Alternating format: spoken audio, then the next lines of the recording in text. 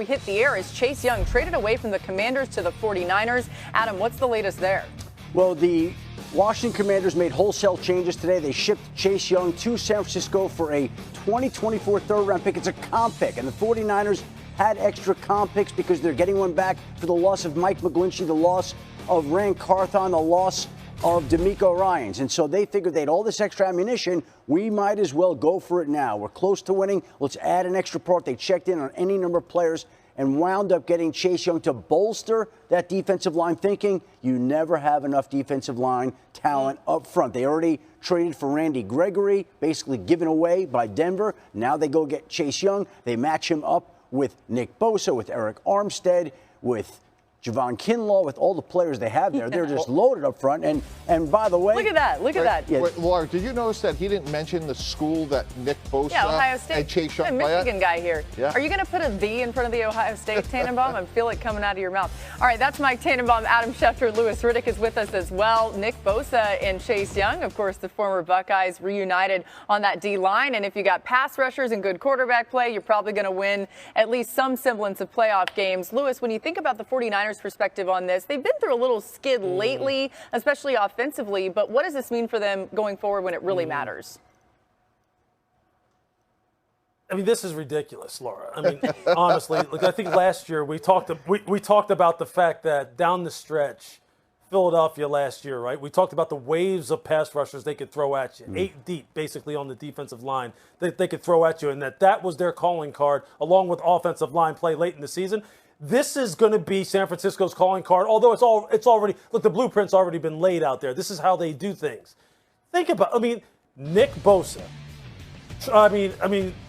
When you think of the guys that they have now, along with Randy Gregory, Eric Armstead, this is unbelievable. Chase has to be looking at this going, I'm back with one of my guys. I'm back with some of the best pass rushers, some of the best athletes in the NFL. And here's the kicker. I'm being coached by maybe the best defensive line coach in all of the entire National Football League right now, in Chris Kasarik. That's as good as it gets. If you're John Lynch, you're sitting back in your chair and you're kind of opening up your shirt and you're just like, today's a good day. Because things are looking good for the 49ers on the defensive line. No question about it. Yeah, I agree with Lou. I had a chance to work with Chris Kasarik in Miami. He's outstanding. And this started, going back to Adam's point, in March, first day of free agency. What they go sign Javon Hargrave. So this is great organizational alignment. The only other thing I can think of is if you're the Detroit Lions, you have this great Monday night win. You like your team, but one of the voids you have is pass rush opposite Aiden Hutchinson. And now all of a sudden, one of your rivals in the NFC goes out and gets, Chase Young, and Montez Sweat goes to Chicago. It can't feel great in Detroit knowing that you have a window right now and your competitors got better and we didn't. Yeah, you got to think, too, that maybe the Lions tried.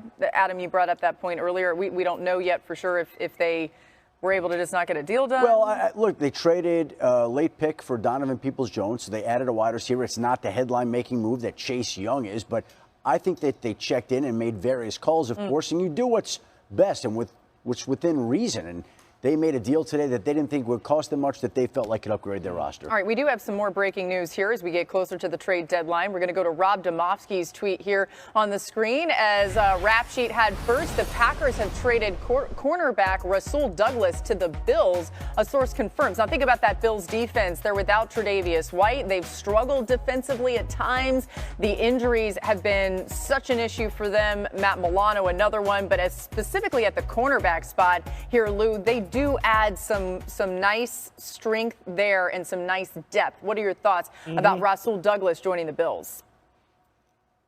It makes perfect sense. Look, if you're Brandon Beane, look, you know that you need at least 3 or 4 guys at the cornerback position in order to go ahead and make a deep run in the playoffs and hopefully, in their case, get to the Super Bowl. It was really a no-brainer. They had to get somebody. The name that you heard out there on the market a lot was Dante Jackson down there in Carolina, that maybe he was a guy that could potentially be on the move. Jalen Johnson in Chicago, maybe he could be on the move. People like snooping around out there in Denver about their corners. But look, this makes sense for them because it was a pressing need, and they know they're going to be facing some guys who can put the ball up in the air and score at will on offense in the AFC in that gauntlet that they're going to have to run. So this was a trade that was really facilitated out of necessity.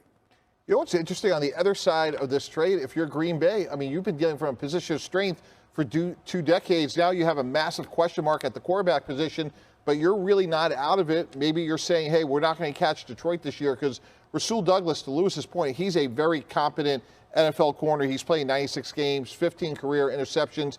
And Laura, to your point, they really had a big hole with Tre'Davious White. They're going to count on Kaiir Elam, their former first-round pick. But it's really interesting to hear Green Bay being a seller at the trade deadline.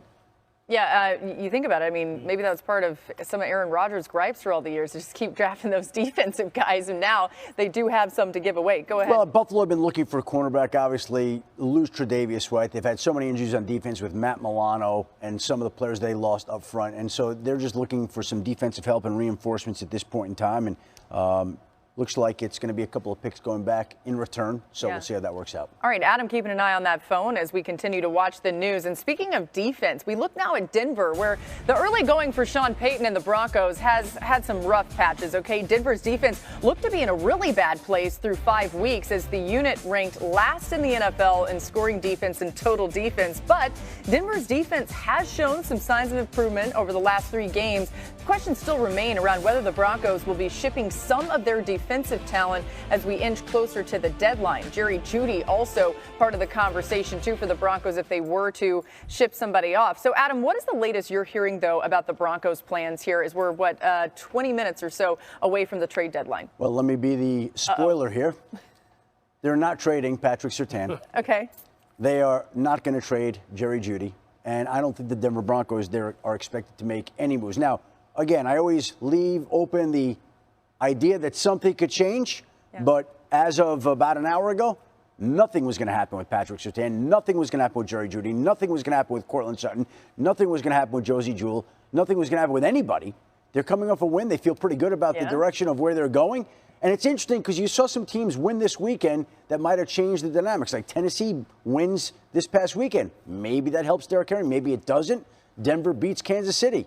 They're not going to be moving anybody. Yeah, it is fascinating how I think some people just assume, oh, no, they're going to be part of this trade deadline. They're going to be making moves. No, you got to wait and see if you win some of these games. And I do think that factored in. You brought up that point last week. It was really smart.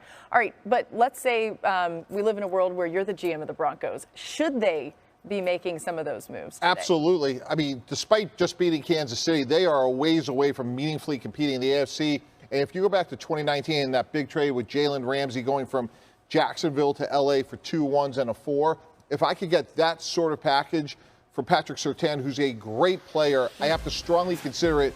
Looking at this graphic here, that's really what it would take, because we are a ways away, including what we have at quarterback and given Russell Wilson's age. So if I'm Jerry Jones and I'm the Dallas Cowboys and I lose a great corner like Trayvon Diggs, I may pay this bill of 2 1s and a 4 to go get a guy like Patrick Surtain, and now all of a sudden I could replace Trayvon Diggs. So I always thought that was a trade that made sense from both sides. Yeah, you wish. Jerry doesn't usually make those deals. We always kind of want him to, right? Yeah, he did with Amari Cooper, but that's right. That's right. Yeah. No, good point. Lewis, okay, so you think about these Broncos players that we're talking about. Jerry Jeudy comes to mind. Patrick Surtain, certainly. Those guys, Alabama players not that long ago, they're real young is the point that I'm making. Do you think it does make sense to hold on to him or maybe work on a trade to help the team going forward? Yeah, I would look. I think obviously you listen. You always listen, just like every GM says. It's my responsibility to listen to teams who are calling. If some team wants to really blow my doors off, as Mike's alluding to, like what happened in the Jalen Ramsey situation, then you listen to it.